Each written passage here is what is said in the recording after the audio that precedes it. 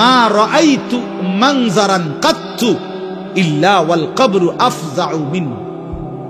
রাসূলুল্লাহ বলেন, হযরত ওসমান বর্ণনা করেন যে আমি নবীজির জবানে শুনছি, নবীজি বলছেন, হে আমার উম্মত, আল্লাহর কসম উম্মত, কবরের চাইতে অধিক ভয়ানক কোন আযাবের দৃশ্য আমি রাসূল মুহাম্মদ দেখি নাই,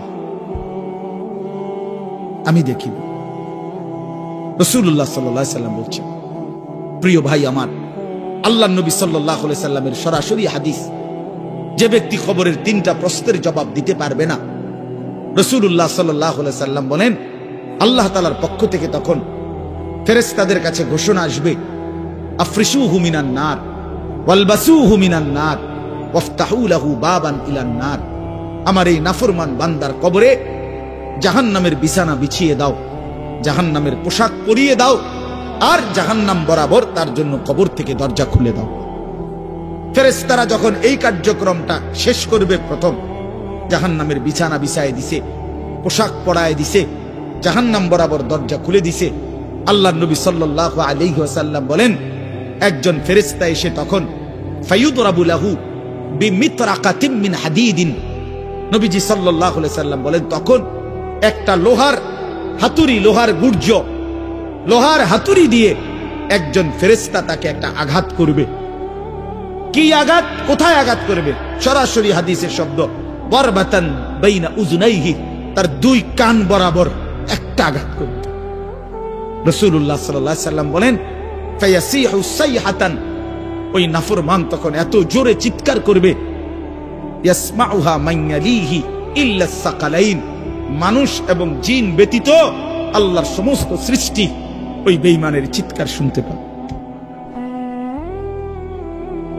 কবরের আযাব। ছেলেরা আমার, দোস্ত আমার, বাপ আমার, বন্ধু আমার, আপনি হাসলেও কবরে যাইতে হবে, কাঁদলেও কবরে যাইতে হবে। রাজপ্রাসাদের ওই অট্টালিকাতে যে থাকে সেও একদিন মরে যাবে, জীর্ণ কুঠিরে কুড়ে ঘরে যে থাকে সেও মরে যাবে। জীবনে যে কোনোদিন সুখ দেখে নাই দুঃখের সাগরে, তারও মৃত্যু হবে। জীবনে যে কোনোদিন দুঃখ দেখে নাই সুখের সাগরে ভাসছিল, তারও মৃত্যু হবে, সেও মরে যাবে। কবর নিশ্চিত, কবর নিশ্চিত। ওমিন ওয়ারাইহিম বারযাখুন ইলা ইয়াউমি ইউবআসুন। আল্লাহ তাআলা মৃত ব্যক্তিকে বলবে, বান্দা, কোরআন শরীফের আয়াত, এখন থেকে নিয়ে ইসরাফিলের ফুঁতে হাসরের ময়দানে উঠানো পর্যন্ত বারযাখ মানে কবরের জীবনে পড়ে থাকো। ভেবে দেখেন, ভেবে দেখেন, শুধু এক মিনিট আমিও ভাবি, আপনিও ভাবেন।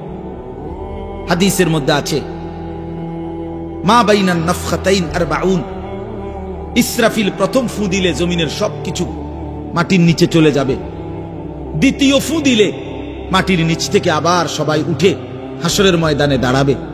তো নবীজি সাল্লাল্লাহু আলাইহি সাল্লাম বলছে এই দুই ফুঁয়ের মাঝখানে ব্যবধান হবে 40। তো মুহাদ্দিসিনে কেরাম, উলামায়ে কেরাম বলেন কেউ কেউ এই দুই ফুঁয়ের মাঝখানে ব্যবধান হতে পারে 40,000 বছর। তাহলে ধরে নেন সর্বশেষ যেই লোকটা কবরে গেছে, যদি তার কবরে আযাব হয় তাহলে তার কবরের আযাব ভোগ করতে হবে 40,000 বছর। এবার বলেন তো এখন যারা মরতেছে, এবার বলেন তো রাসূলুল্লাহ সাল্লাল্লাহু আলাইহি সাল্লামের জামানায় যারা মারা গেছে, এবার আরো পিছনে যান ইব্রাহিম আলাইহিস সালামের জামানায় যারা মারা গেছে, এবার আরো পিছনে যান নূহ আলাইহিস সালামের জামানায় যেই অবিশ্বাসী বেঈমানগুলো মারা গেছে, তারা আজকে কত বছর যাবত কবরে আযাব ভোগ করতেছে। বুঝছেননি আমার কথাটা? হ্যাঁ, কোরআন শরীফে আছে ওমান আ'রাযা আন যিকরি ফাইন্না লাহু মাঈশাতান যানকা ওয়া নাহশুরুহু ইয়াওমাল কিয়ামাতি আ'মা। আল্লাহ বলেন আমার শরণ থেকে যে মুখ ফিরায় নিল, আমার বন্দিগি, আমার ইবাদত, আমার হুকুম পালন, আমি তার জীবন করে দেব সংকীর্ণ এবং তার হাসরের ময়দানে উঠাবো অন্ধ। এই জীবন সংকীর্ণ করার একাধিক তাফসীর, এর মধ্যে একটা তাফসীর হলো এইটা যে আল্লাহ জীবন সংকীর্ণ করে দিবে মানে তার কবরের মধ্যে তার কবরটাকে একেবারে সংকীর্ণ করে দিবে। আল্লাহ রাসূল বলেছে নাফরমানের কবর রাইখা যখন ফেরেশতা চলে যাবে, কবর ডান পাশের মাটি তারে একটা চাপ দিবে বাম দিকে, বাম দিকের মাটি এক ডান দিকে, আল্লাহর কসম ডান পাশের হাড্ডি পাজর ভাঙ্গা ডান দিকে বাম দিকে চলে যাবে, বাম দিকের হাড্ডি পাজর ভাঙ্গা। রাসূলুল্লাহ সাল্লাল্লাহু আলাইহি ওয়াসাল্লাম বলছে, বন্ধু দেখেন, হাত্তা তাখতালিফা আদলাউহু, এই দুই আঙ্গুল যেভাবে একটার ভিতরে ঢুকে গেছে, খোদার কসম ডান পাশের হাড্ডি পাজর বাম পাশের হাড্ডি পাজর এইভাবে একটার ভিতরে ঢুকে যায়। এটার অর্থ এটা।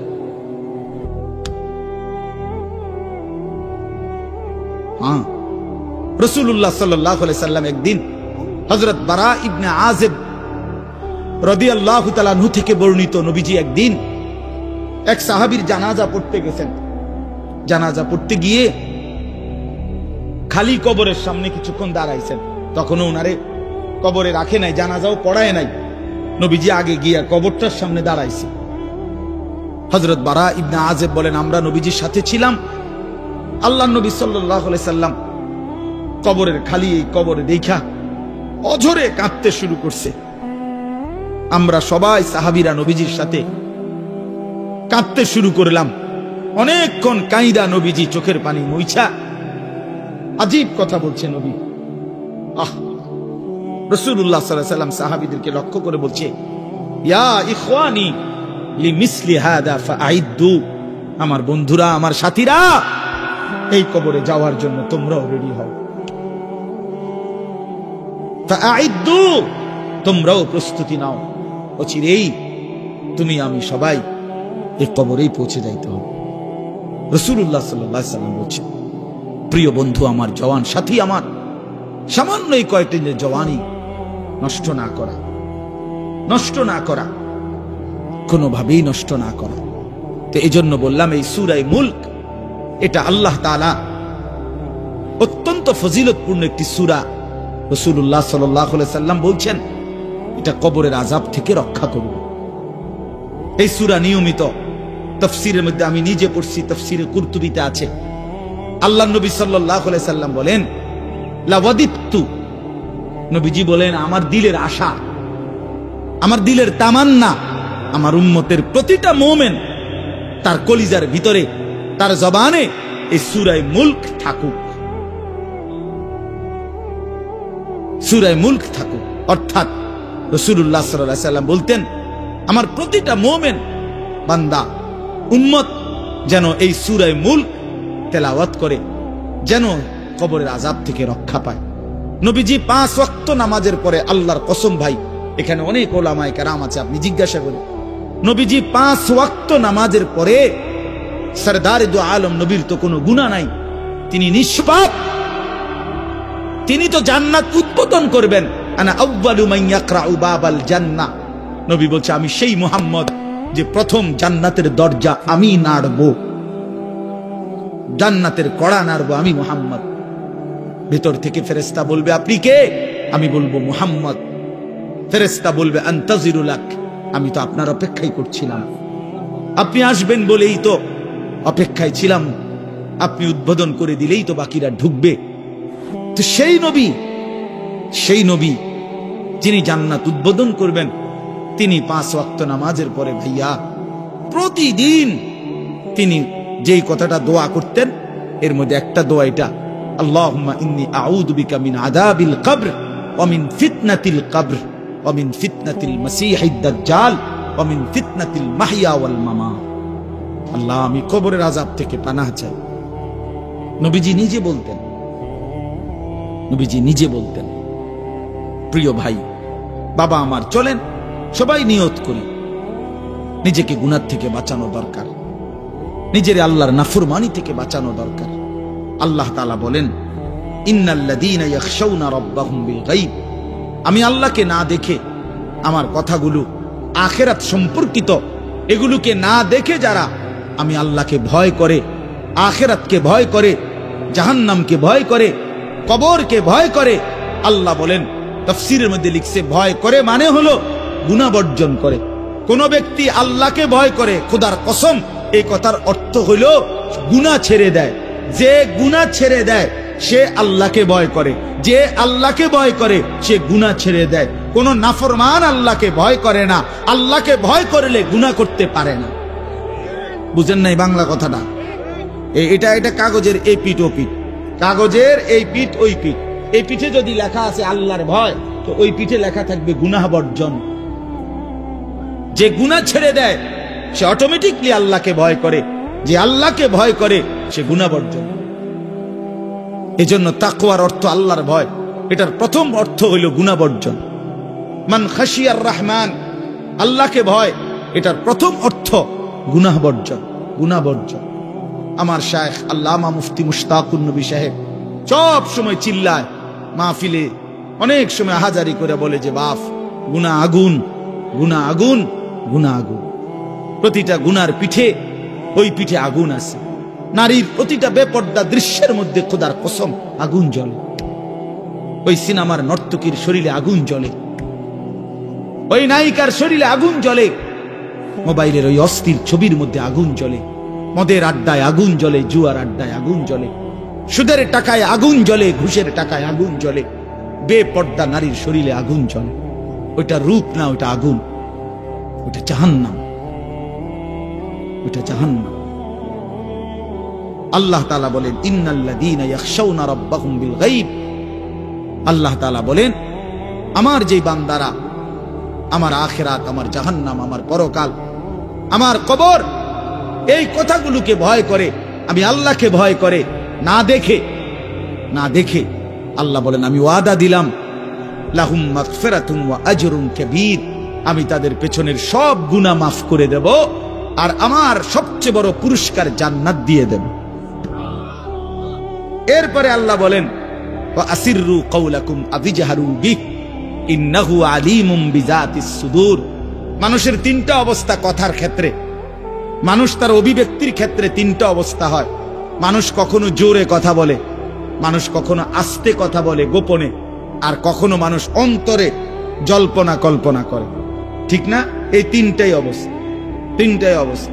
তো আল্লাহ তাআলা বলেন, এনে একটা ছোট্ট তাফসীরের মধ্যে আছে, মক্কার কুরাইশরা, কাফেররা নবীজির বিরুদ্ধে দিবানিশি ষড়যন্ত্র করত, বুঝছেন?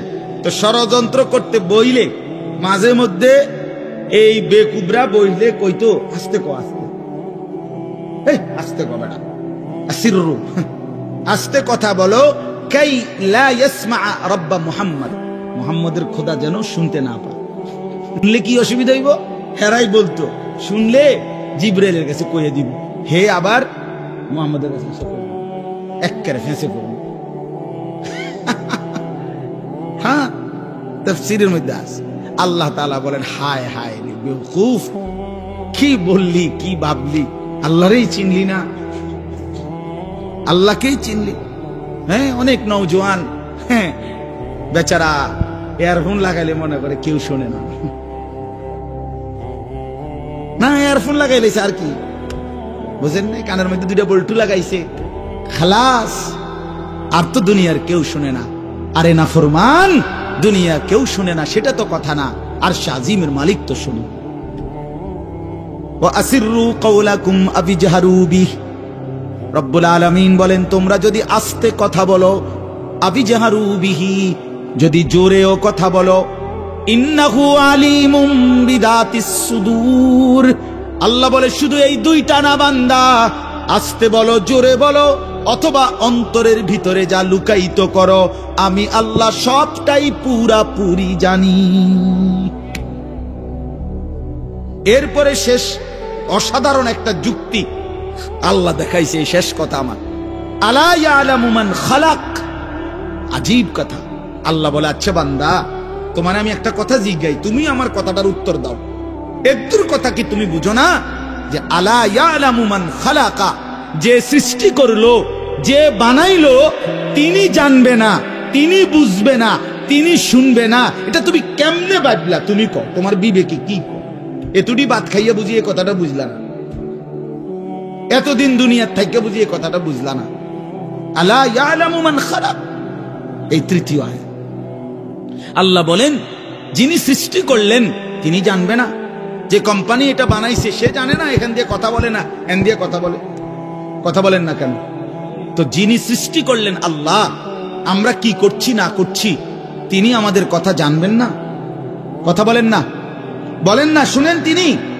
আল্লাহ শুনেন কিনা, দেখেন কিনা, জানেন কিনা? ওহুয়াল লতীফুল খবীর।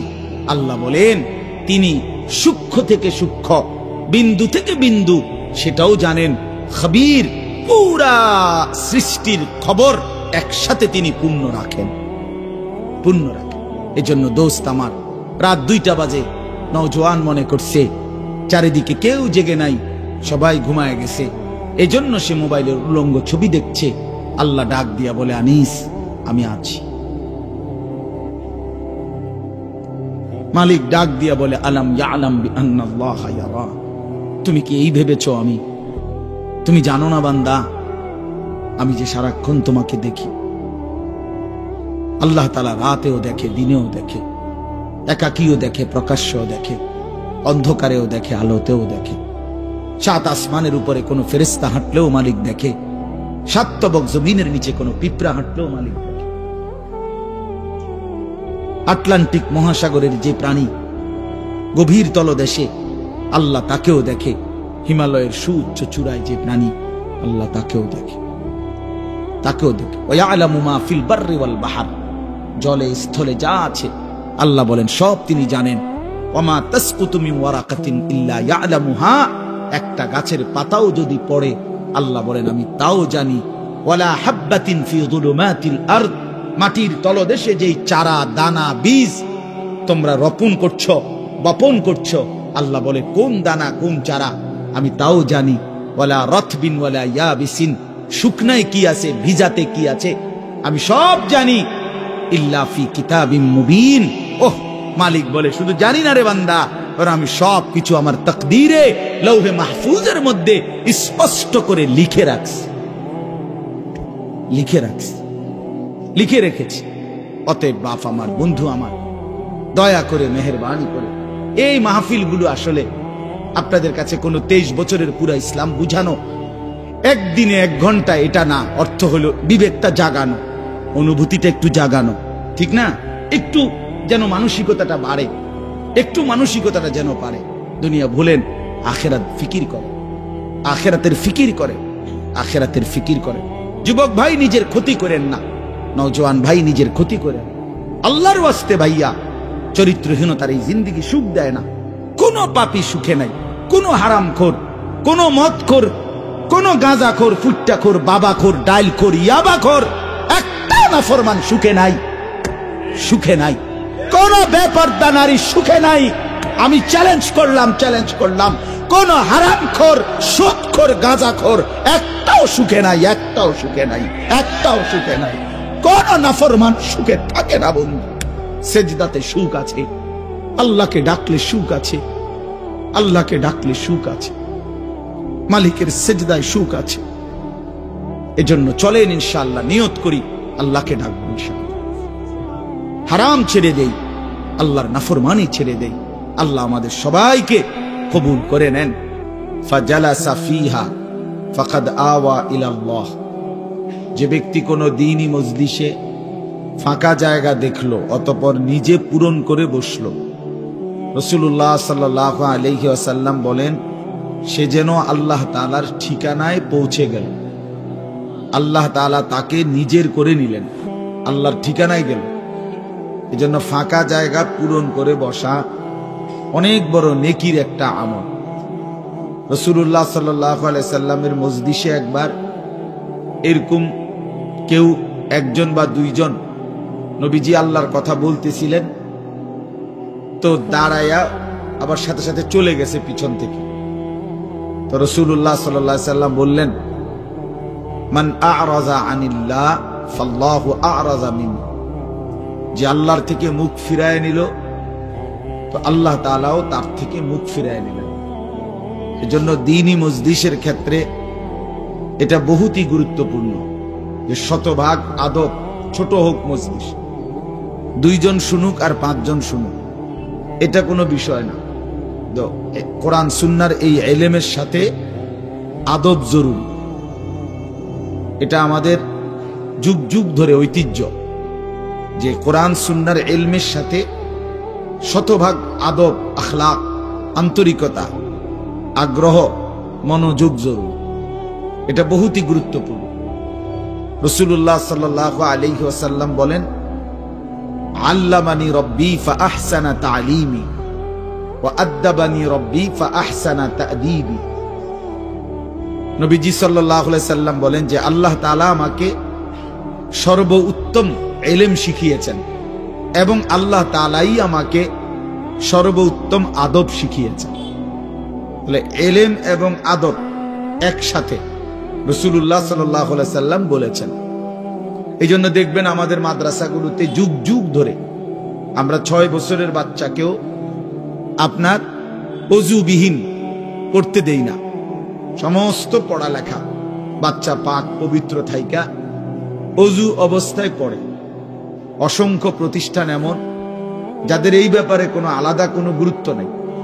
ছেলে পেশাব করে পানি নেয় বা না নেয় এটা নিয়ে তাদের কোনো মাথা ব্যথা নেই। ছেলে কি দাঁড়াইয়া পেশাব করে না বসে পেশাব করে এই নিয়ে মাথা ব্যথা নাই। দেখার বিষয় হলো পড়া পারে কিনা, পড়া বুঝলো কিনা, খালাস, পড়া পারলো শিখলো।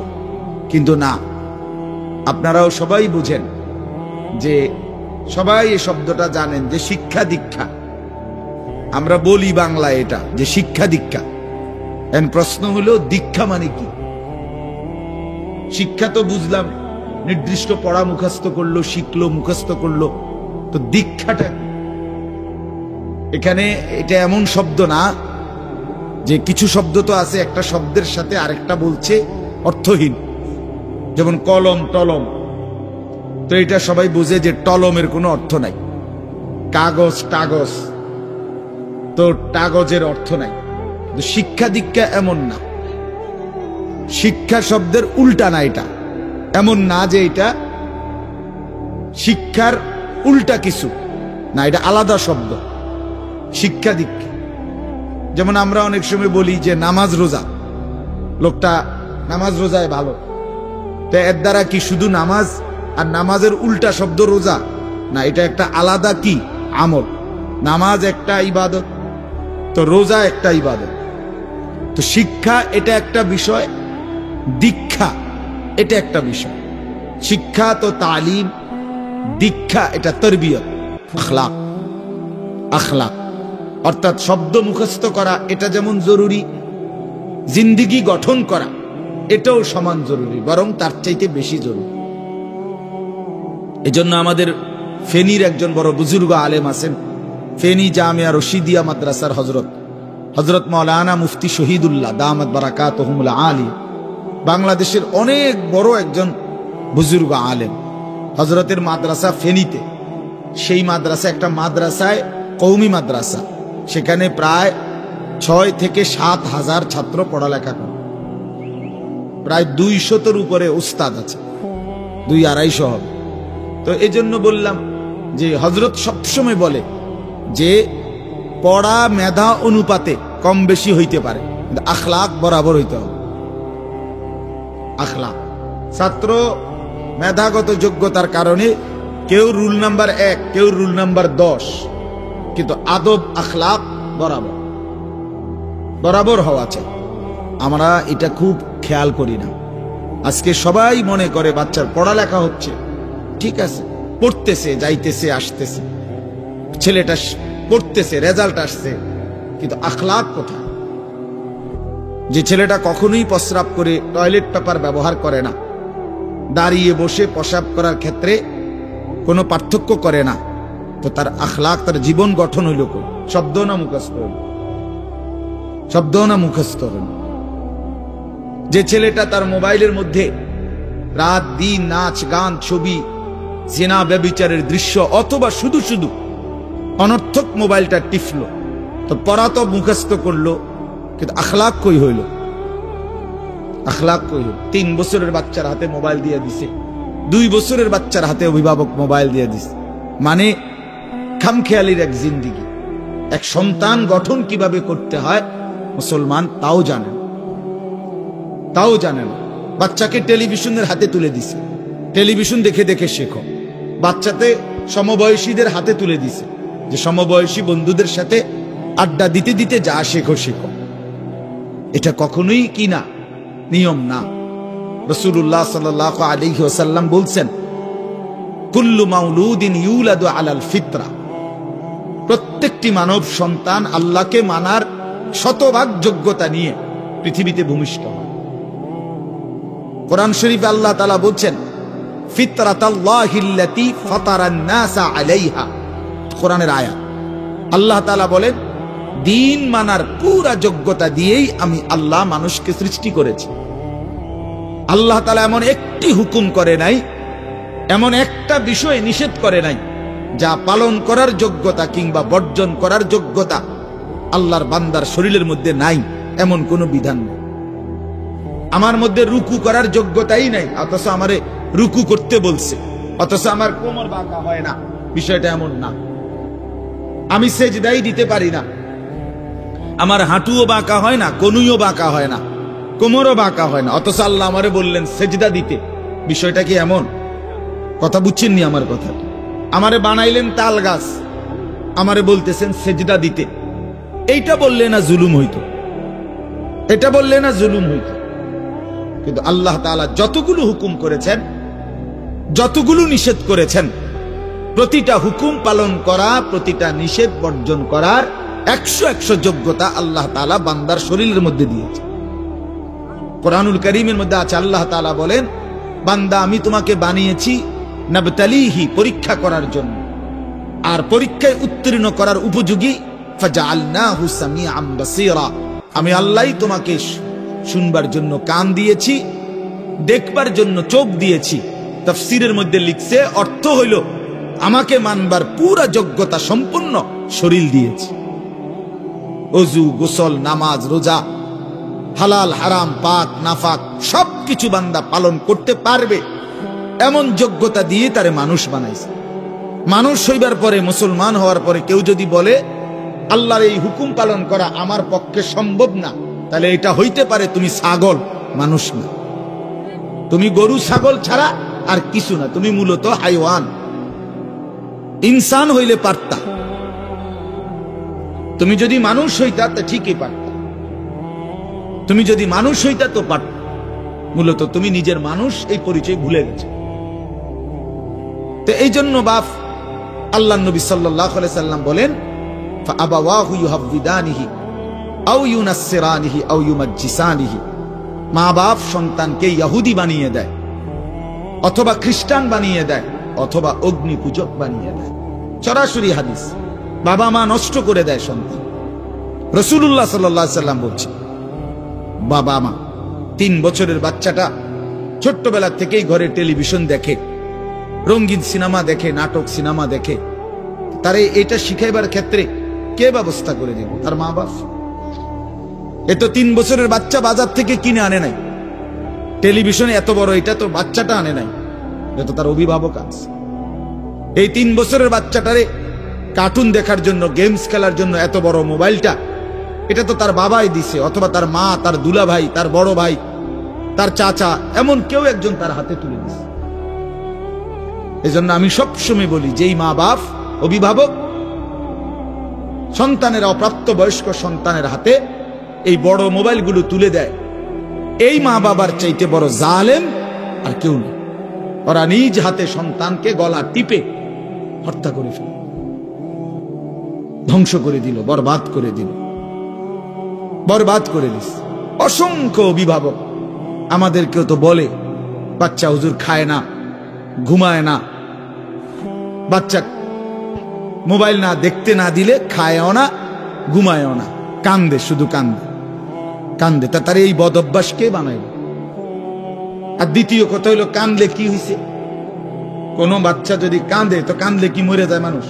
তো হেতে কান্দুক, কান্দলে কি হইছে? কান্দতে কান্দতে সে একসময় থেমে যাবে। 3 বারের পরে, 4 বারের পরে সে বুঝে নিবে যে এটা আমারে দিবে না। কথা বোঝেন নাই? কাঁদতে কাঁদতে নইলে 3 বার কাঁদলো, 4 বার কাঁদলো, 10 বার কাঁদলো, একটা পর্যায়ে সে বুঝবে যে এটা আর আমারে দিবে না, এটা আমারে দিবে না। এই জন্য বাপ আমার এটা খেয়াল করা চাই। আমি এই কথাটা শুরু করছি এই কথার থেকে যে কোরআন সুন্নাহর ইলমের জন্য আদব জরুরি। এক তো আপনি শুনলেন প্রতি সপ্তাহে জুমার বয়ান হয়, ইমাম সাহেব কইতে পারবো, ইমাম সাহেব কি কয়, আমনে আমনের মতো, হুজুর হুজুরের মতো না। এই শুধু এতটুকুর জন্য আসা যাওয়া, আল্লাহর কথা শোনা, যে কি শুনলাম কিছুই বুঝলাম না, নিজের জন্য কিছুই গ্রহণ করলাম না, এটা ইনসাফ না।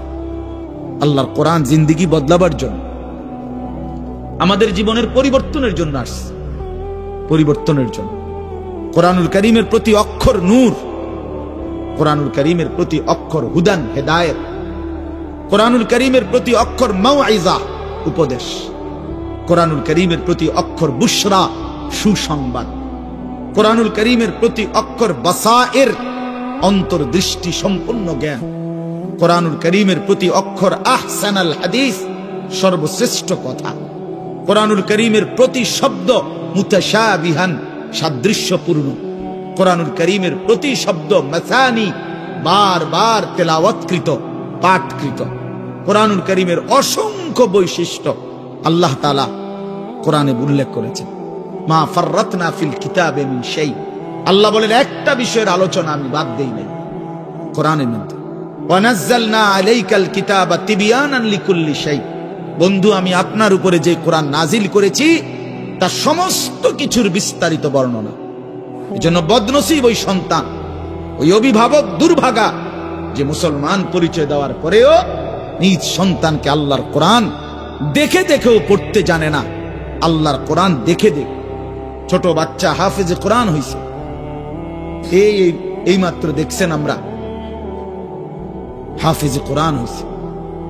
মুসলমানের সন্তান আল্লাহর কোরআন 30 পারা কলিজার মধ্যে গ্রহণ করছে। আর কি পরিমাণ দুর্ভাগা মুসলমান, আল্লাহর দেওয়া চোখ, আল্লাহর দেওয়া জিহ্বা। আল্লাহ কোরআনে বলছে আলাম নাজআল লাহু আইনাইন, বান্দা আমি কি দুইটা চোখ দেই নাই? ওয়া লিসানান, আমি কি জিহ্বা দেই নাই? ওয়া শাফাতাইন, দুইটা ঠোঁট কি আমি দেই নাই?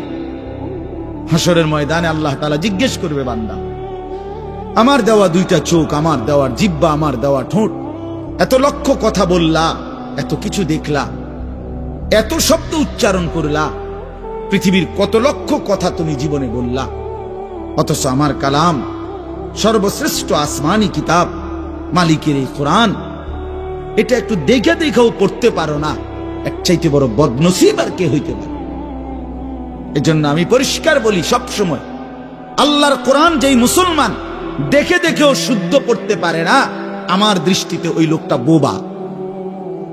আপনি বোবা, মূলত দোস্ত তুমি বোবা। বাকি কথাগুলো না বললেও চলতো, বাকি কথাগুলো না বললেও চলতো, এই পৃথিবী ভোগ করা যেত।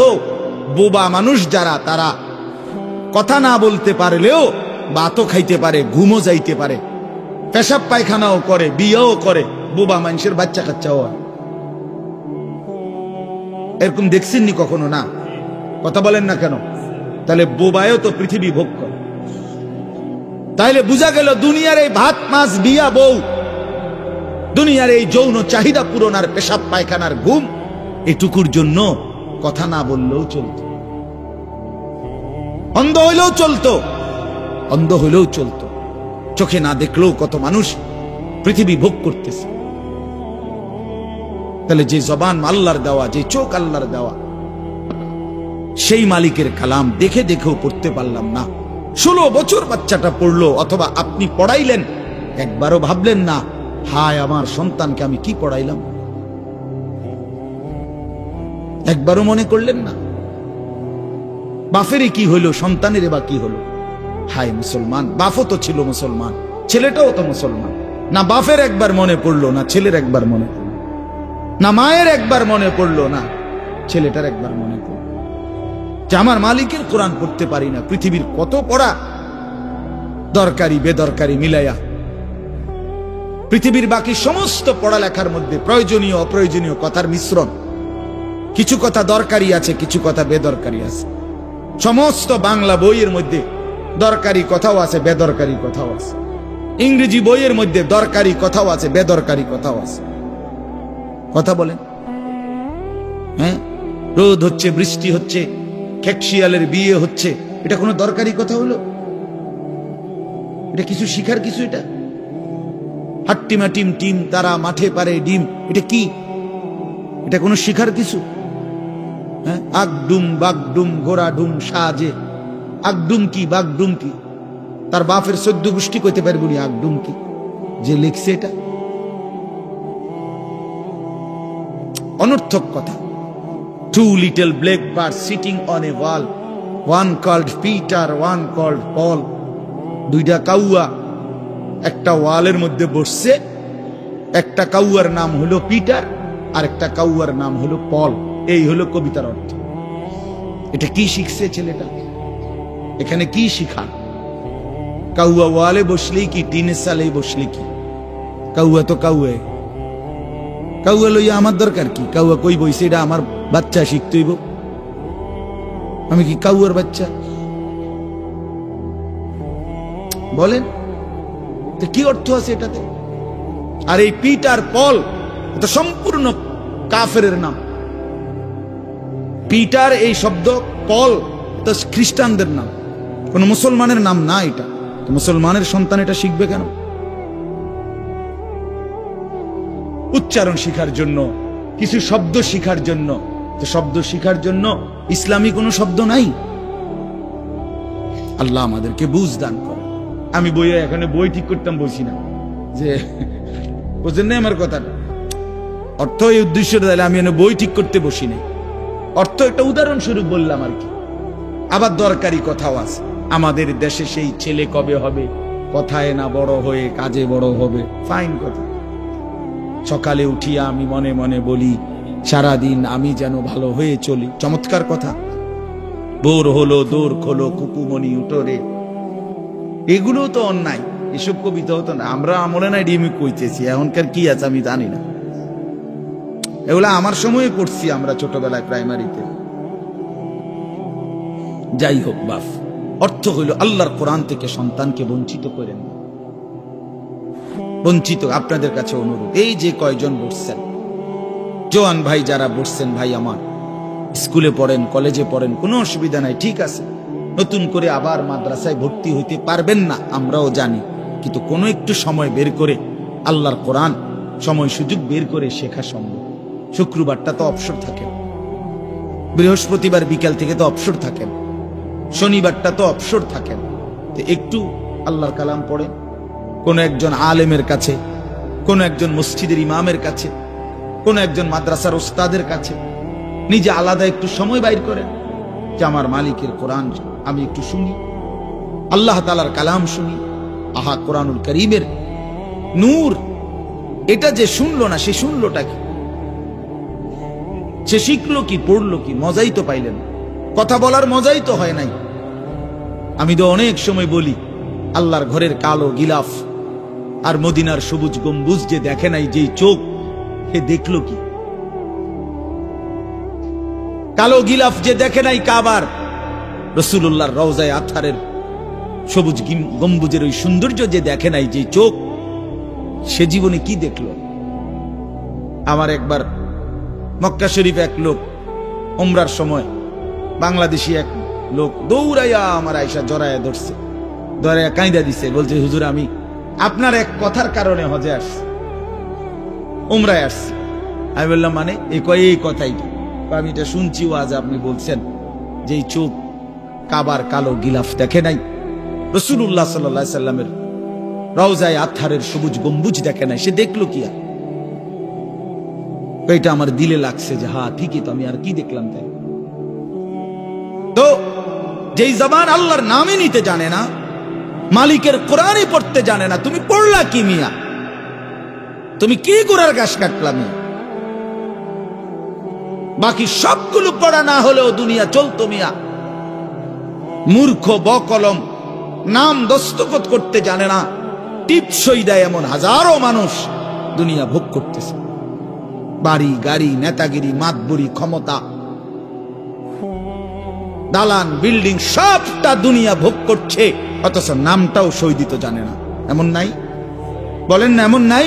তো সে কোন যোগ্যতায় দুনিয়া ভোগ করছে? সে কিভাবে দুনিয়া ভোগ করতেছে? যদি বলেন সে সমাজে তার কোনো মান সম্মান, আরে না মিয়া, বহুত নেতাদের মাতবর সমাজের, সে তো মূর্খ, টাকার জোরে ক্ষমতা দেখাচ্ছে, এমন মানুষ নাই?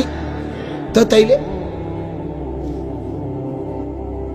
এই জন্য বাপ আবারও অনুরোধ করছি আমি, অর্থ হইল অপমান করা না, জেনারেল শিক্ষা নিষেধ করা না। আমি তো কুমিল্লা ভিক্টোরিয়া কলেজ থেকে মাস্টার্স পাশ করছি, সায়েন্স বিজ্ঞান বিভাগ থেকে দাখিল পাশ করছি। এর মানে এটা বাদ দিতে বলতেছি না, বাদ তো আমি দিছি না, বাদ আপনি দিছেন। কথা বুঝেন নাই? বাদ আপনি দিছেন, আল্লাহর কোরআন বাদ দিছেন, রাসূলুল্লাহ সাল্লাল্লাহু আলাইহি সাল্লামের সুন্নাহ বাদ দিছেন। এতগুলো পড়ছেন, ধন্যবাদ আপনাকে। এটা পড়লেন না কেন?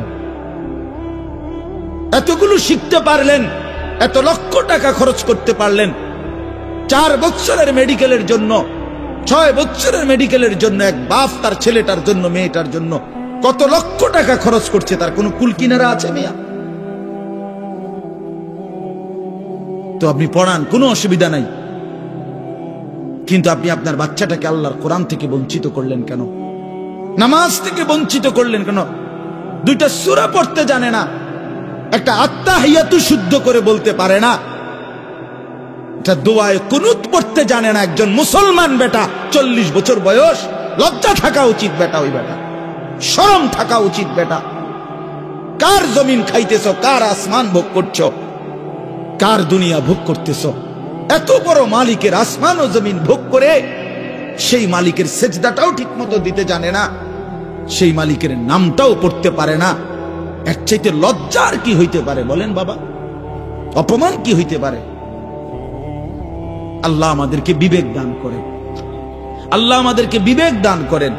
বিবেক থাকা চাই, বিবেক থাকা চাই। কোরআনুল কারীমের মধ্যে আছে, আল্লাহ তাআলা বলছে, একটা সাংঘাতিক কথা আছে কোরআন শরীফে, ফাবিআইয়ি হাদিসিন বা'দাহু ইউমিনুন। আমার দিল নড়ে কোরআনের এই আয়াত শুনলে, কলিজা শুদ্ধা কাইপা ওঠে। আল্লাহ তাআলা কোরআনে বলছে, এই 29 পারার মধ্যেই আছে, সূরা মুরসালাতের মধ্যে আল্লাহ তাআলা বলে, বান্দা 23 বছরে আমি আমার রাসূলের কাছে এই সর্বশ্রেষ্ঠ কিতাব নাজিল করলাম, আমার সবচেয়ে শ্রেষ্ঠতম কথাগুলো আমি তোমাদের জন্য দিলাম। বান্দা, এর চাইতে আর দামি কোন কথা বললে তোমরা আমার কথা মানতা? বুঝেন নাই? ফাবিআইয়ি হাদিস, ফাবিআইয়ি হাদিস। আল্লাহ বলছে, বান্দা এরপরে আর কি বললে, এর চাইতে দামি কথা আর কোনটা বললে, আর কোন কিতাব নাজিল করিলে, আর কেমনে বললে? ফাবিআইয়ি হাদিসিন বা'দাহু ইউমিনুন। আর কিভাবে বললে বান্দা ঈমান আনতা, বিশ্বাস করতা? আকিমুস সালাহ, আকিমুস সালাহ 80 বারের চাইতে বেশি বলছি আমার কোরআনে, আর কতবার বললে আমারে সিজদা দিতে? ইত্তাকুল্লাহ, ইত্তাকুল্লাহ বারবার বলেছি, আল্লাহকে ভয় করো, আর কতবার বললে বান্দা আমারে ভয় করতে? কতবার বলছি? আল্লাহ বলবেন। রাসূলুল্লাহ সাল্লাল্লাহু আলাইহি সাল্লাম বাপ আমার, বন্ধু আমার, নওজোয়ান সাথী আমার, মনে রাখবেন, বিশ্বাস করেন, রাসূলুল্লাহ সাল্লাল্লাহু আলাইহি সাল্লাম হাসরের ময়দানে অসংখ্য উম্মতকে জিজ্ঞেস করবে। এই আমলনামা যখন দেখবে, প্রত্যেকটা উম্মত তার নিজ নিজ আমলনামা, রাসূলুল্লাহ সাল্লাল্লাহু আলাইহি সাল্লাম দেখবেন। এই আমলনামা দেখে নবী জিজ্ঞেস করবে, উম্মত 23টা বছর একটানা আমি কেঁদেছি, উম্মত 23 বছর তোদের জন্য আমি কেঁদেছিলাম।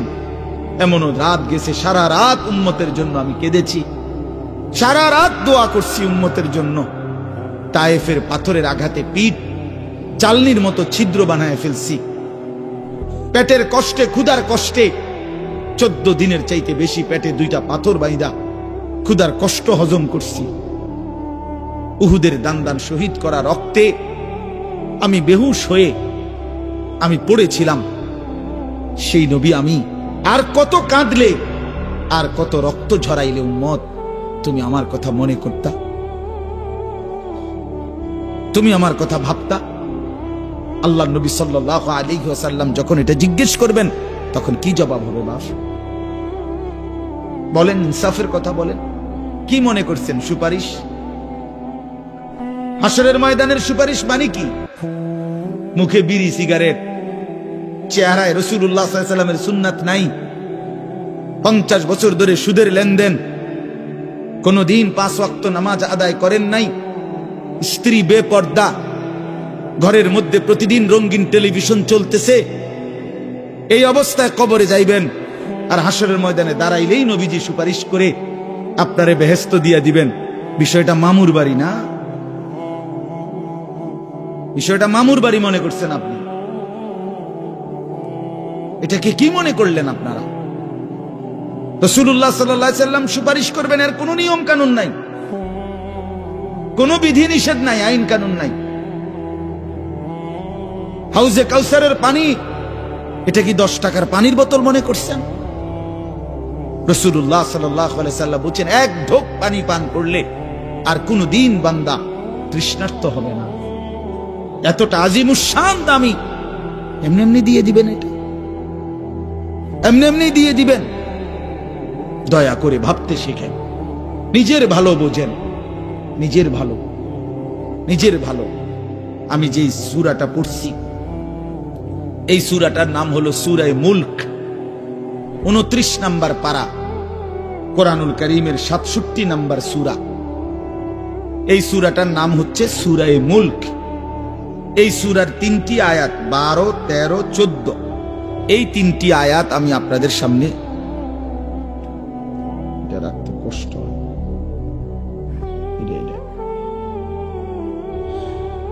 এই 3টি আয়াত আমি তেলাওয়াত করছি। এই আর অল্প একটু সময়ের মধ্যে আমি আপনাদের সামনে এই 3টা আয়াতকে সামনে রেখে কয়েকটা আর কথা বলতে চাই। প্রথম কথা, আপনারা রাগ হইয়েন না, আমি আপনাদেরই অঞ্চলের মানুষ, এখন আপনারাও আমার, আমিও আপনাদের। আল্লাহর কোরআন শিখেন। আমার কথা হলো, আমি বলি না যে সবার সব জেনারেল পড়া বন্ধ করে দেন, অর্থ হলো আপনি একটু সময় বাইর করেন। কথা, যারা চাকরি করেন, ব্যবসা করেন, বুড়া মানুষেরও অনেক বয়স্ক লোক কইলে, হুজুর না আর কইয়া লাভ নাই, এই বয়সও না নাই, বিড়ি খাই না বয়স আছে। হ্যাঁ মাশাআল্লাহ, বিড়ি খাইতে কইলে চা দোয়ানে গপ মারুন না, বয়স ঠিকই রয়েছে অন। হ্যাঁ, অখনো টেলিভিশন 3 ঘন্টা চাইতে কইলে মাশাআল্লাহ কাকুর শরীরে বল আছে। মানুষের বেডির নাচ দেখবো, এতে কোনো লজ্জা শরম নাই। দুনিয়া ভোগ করতে বললে, ভাত খাইছে মাত্র, এখন যদি বলেন আবার আপেল খাইবেন নি, হদ পেঁয়াজু খাইবেন নি, চা দোকানে গেছে আর আবার খাবে। দুনিয়া পুরাটা ভোগ করবে।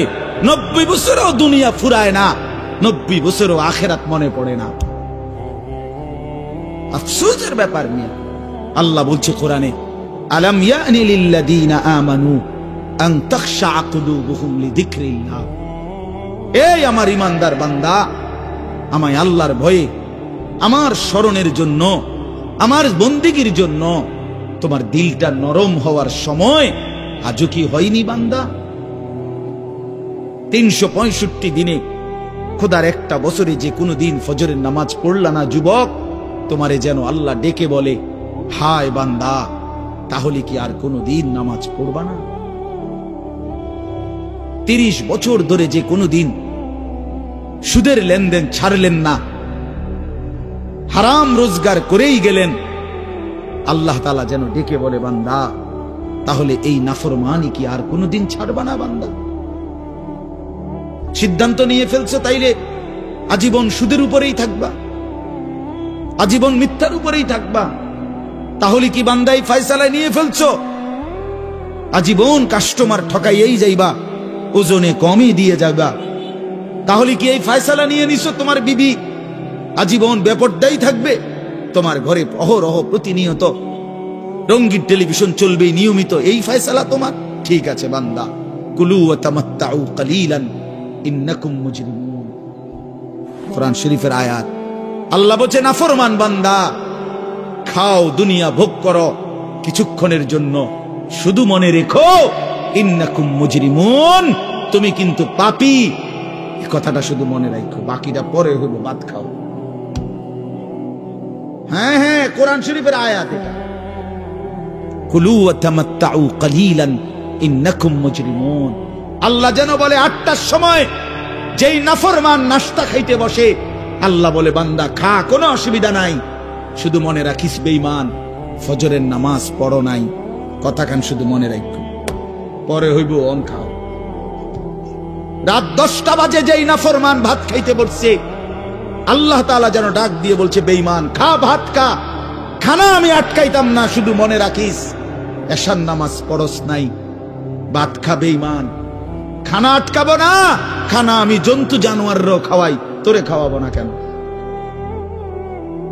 খানা আমি কুকুর বিড়াল রেও খাওয়াই, খানা আমি গরু ছাগল রেও খাওয়াই, তোরে দেব না কেন? বান্দা খা, শুধু মনে রাখবি ইন্না আ'তাদনা লিল কাফিরিনা সালাসিলা ওয়া আগলালাম ওয়া সাঈরা। আল্লাহ বলে প্রতিটা নাফরমানের জন্য আমি রেডি রাখছি আগুনের শিকল এবং আগুনের বেড়ি এবং জাহান্নামের আগুন। 1 নাম্বার 70 জিরাআন, 70 হাত লম্বা আগুনের শিকল দিয়ে জাহান্নামীকে হাসরের ময়দানে আল্লাহর ফেরেশতা বাঁধ দিবে। 1 2 নাম্বার 2টা হাত। দোস্ত দেখেন শুধু আমার দিকে, সূরা ইয়াসিনে আছে ইন্না জাআলনা ফি আ'নাকিহিম আগলালান ফাহিয়া ইলাল আদকানি ফাহুম মুকমাহুন। এটার অর্থ হলো এই যে হাসরের ময়দানে প্রত্যেকটা পাপী নাফরমানকে ফেরেশতা 2 হাত আলগি দিয়া এইভাবে ঘাড়ের সাথে বাঁধ দিয়া ধইরা এই 2 থুতনির নিচে 2 হাত এভাবে দিয়া এইভাবে বাঁধ দিয়া। আল্লাহর কসম, রব্বে কাবার কসম করে বললাম, এইভাবে বাঁধ দিবে। আর কোনদিন বেঈমান চোখটাও নিচের দিকে নামাইতে পারবে না, কারণ এই থুতনি তো উঠাই দিছে উপরে দিয়ে, এটা দিয়ে ঠেলা দিয়া। এটা অর্থ হলো আগলালান। এই আয়াতের সূরা ইয়াসিনের এই আয়াতের অর্থ এটাই, ইন্না জাআলনা ফি আ'নাকিহিম আগলালান। আল্লাহ বলছে বান্দা আমি দেখাবো। আল্লাহ ডাক দিয়ে বলে ভাই আমারও তোমারও, জওয়ানকেও বুড়োকেও। আল্লাহ বলে বান্দা কি মনে করছো আমি রহমান না? ঠিক আছে, তুমি কি এটা শোনো নাই আমি যে কাহ্হার? তুমি তো শুনছো আমি রাহিম, তুমি কি শোনো নাই আমি জব্বার? আমি যুনতিকাম, আমি প্রতিশোধ গ্রহণকারী, আমি সারিউল হিসাব, দ্রুত হিসাবকারী, আমি জব্বার, আমি প্রবল প্রতাপান্বিত, কাহ্হার, আমি মুতাকাব্বির, আমি বারি। তুমি জানো না? আমার একটা নাম শুনলা, আমার দয়ার নামটা শুনলা, আমি যে শাস্তি দেব সেটা শোনো নাই? কি ভাইয়া, কোরআনুল কারীমের মধ্যে জান্নাতের বর্ণনা যেমন আছে, জাহান্নামের বর্ণনা নাই? কথা বলেন না কেন? তো সেগুলো কার জন্য? সেগুলো কার জন্য? মা সালাকাকুম ফি সাকার ক্বালু লাম নাকু মিনাল মুসাল্লিন। একবারে সোজা বাংলা দেখেন, জাহান্নামী জাহান্নামে চিৎকার করবে, জাহান্নামের ফেরেশতা ডাক দিয়ে বলবে বেঈমান জাহান্নামে কেন আসলি? ক্বালু লাম নাকু মিনাল মুসাল্লিন। নাফরমান বলবে বন্ধু ফেরেশতা ভাই আমি দুনিয়াতে নামাজি ছিলাম না। কি ছিলাম না? সরাসরি কোরআনের আয়াত। আল্লাহ বলেন ওয়াইলুন ইয়াউমাইদিল লিল মুকাদ্দিবিন। সমস্ত মিথ্যাবাদী নাফরমান পাপীদের জন্য সেদিন জাহান্নাম। যদি বলেন কেমন নাফরমান মাওলা? আল্লাহ বলেন ওয়া ইদা কিলা লাহুমুর কাউ লা ইয়ারকাউন। দুনিয়ায় এই নাফরমানকে যতবার বলা হয়েছিল রুকু করতে, সেজদা করতে, নামাজ পড়তে, বেঈমান নামাজ পড়ে নাই, এজন্য জাহান্নাম। কোরআনুল কারীমে আল্লাহ বলছেন কাল্লা ইদা বালাগাতিত তারাকি। নাফরমানের মৃত্যুর সময় যখন আসবে, মালাকুল মউত আজরাইল তারে যখন ডাক দিবে আইয়াতুহান নাফসুল খাবিসা। প্রতিটা পাপী নাফরমানের জান কবজের সময় আজরাইল যখন ডাক দিয়ে বলবে হে খবিস আত্মা বের হ, উখরুজি, বের হ। আত্মাটা বের হতে চাইবে না। আল্লাহর নবী বলেন কসম বাবা, নবীজি বলে মালাকুল মউত আজরাইল খপ করে ধইরা কলজা থেকে রূহটা একটা টান দিয়া ছিঁড়া ফেলবে, একটা টান দিয়া ছিঁড়ে ফেলবে। এরপরে রূহটা কণ্ঠনালীর কাছে এসে আটকায় যাবে। কাল্লা ইদা বালাগাতিত তারাকি। তারাকি মানে কণ্ঠনালী। ফালাউলা ইযা বালাগাতিল হুলকুম ওয়া আনতুম হিনা ইদিন তানজুরুন। এটার অর্থ এটাই। হুলকুম মানে এই কণ্ঠনালী, বের হতে চাইবে না রুহু। আজরাইল তখন ধরে টাইনা হেসরাইয়া ছিঁড়া ছিন্ন ভিন্ন করে বেঈমান নাফরমানের কলজা ছিঁড়া ফেলবে, রুহু ছিঁড়া ফেলবে, এরপরে শরীর থেকে বের করে নিয়ে আসবে। আরে বন্ধু, এই কোরআনে আছে, আল্লাহ নিজে বলছে এমন নির্মম মৃত্যু হলো কেন? এই নাফরমানের মউত এত কঠিন হলো কেন? তার কলজা ছিঁড়া ফেলছে, রুহু ছিঁড়ে ফেলছে, এমন মৃত্যু হলো কেন? আল্লাহর কসম বাপ আমারেও বলি, আপনারেও বলি, আল্লাহ কোরআনে সরাসরি বলছে এমন ভয়ানক মৃত্যু হলো কেন? ফালা সাদ্দাকা ওয়ালা সাল্লা, কারণ এই নাফরমান আমি আল্লাহর কথায় বিশ্বাস করে নাই, ওয়ালা সাল্লা, এবং নামাজ পড়ে নাই। হ্যাঁ, বেনামাজি সন্তান মনে রাখো, বাদুগা খাইতে এলে খুব মাতবর, মোবাইল একখান টিপে, মোটরসাইকেল একখান চালায়। হ্যাঁ, বাহ বাহ বাহ বাহ বাহ, আর কি, আর ধরে কি? আমার একটা মোটরসাইকেল আছে, আমার একটা মোবাইল আছে, আমার কিছু বন্ধু আছে যারা আমার সারাক্ষণ অসৎ সঙ্গ দেয়। যখনই আমার সমস্ত নাফরমানি মন চায়, কিছু অসৎ বন্ধু মিলে যায়, যে বন্ধুরা আমার সারাক্ষণ চরিত্রহীনতা শিখায়, অসভ্যতা, নোংরামি, অশ্লীলতা, বেহায়াপনা শিখায়। এমন কিছু বন্ধু যার মিলে গেছে, একটা মোটরসাইকেল মিলে গেছে, একটা মোবাইল মিলে গেছে, তো নারীর ছবি, আড্ডা, জিনা, ব্যভিচারের দৃশ্য, মদের আড্ডা, জুয়ার আড্ডা, নারীর আড্ডা, নারীর আলাপ, অথবা মোবাইলের অশ্লীল ছবি দেখা, এই জিন্দেগি মুসলমান? এর জন্যই আল্লাহ তাআলা আমাদেরকে মুসলমানের ঘরে বানাইছিলেন। এজন্যই আমার বাবা মুসলমান, এজন্যই আমার মা মুসলমান। আল্লাহ আপনি মাফ করে দেন। ইনসাফের সাথে ভাইবেন। অনেক নওজোয়ান ভাই, সবাইরে অনুরোধ করলাম, দোস্ত আমার, ইনসাফের সাথে ভাইবেন, নিজেরে নষ্ট করেন না। ছেলেরা আমার, ভাইয়া, নিজেরে নষ্ট করো না ভাই, নওজোয়ান ভাই, নিজেরে নষ্ট করো না। শেষ পর্যন্ত কেউ নাই, শেষ পর্যন্ত একদিন, দিন শেষে, রাত শেষে দেখবেন আমার সাথে কেউ নেই, আমি একাই।